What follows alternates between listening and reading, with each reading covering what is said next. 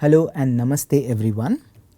My name is Gugan Thope and I am an assistant professor in the Computer Science and Automation department at the Indian Institute of Science, Bangalore.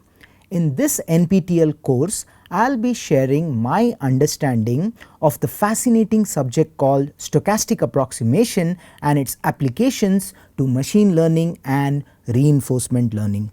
Over the next couple of minutes, I would like to share with you what stochastic approximation is, why it matters, and how our journey in this course will unfold.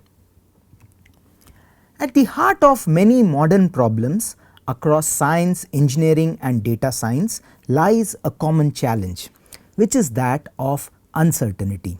Whether we are trying to estimate an unknown quantity from noisy observations or make a decision based on partial information, uncertainty is inescapable.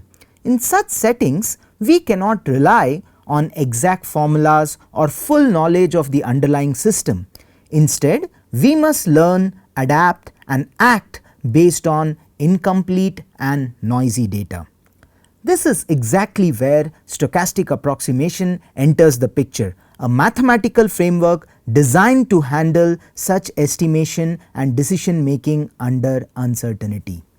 To illustrate these challenges more concretely, we will now look at two motivating examples.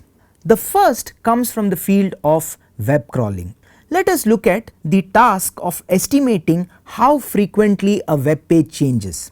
Suppose the page changes at random unpredictable times, that is, new content gets posted, images are updated and so on and so forth, and we visit this page periodically. By we I mean, let's say a web crawler visits this page periodically, say once every few hours, and each time we can tell only whether the page has changed since the last visit, not how many times it may have changed in between.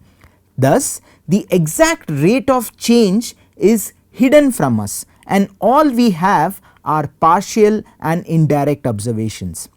Despite this limited feedback, we can still build meaningful estimates about how dynamic the page is.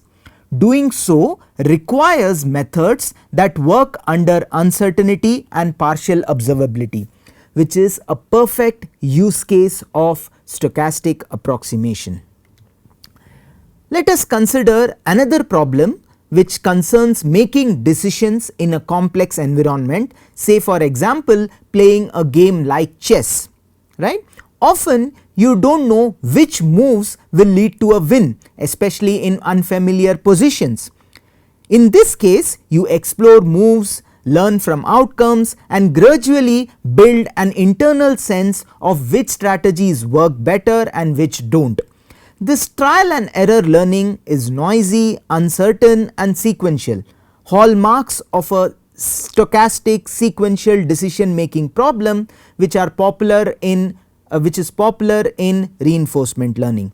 Again, for such kind of problems, stochastic approximation will provide a systematic way to improve decisions over time in the presence of uncertainty.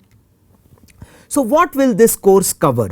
In this course, we will study the theory that helps design and analyze methods that tackle such estimation and decision making under uncertainty. These algorithms form the core of the stochastic approximation framework.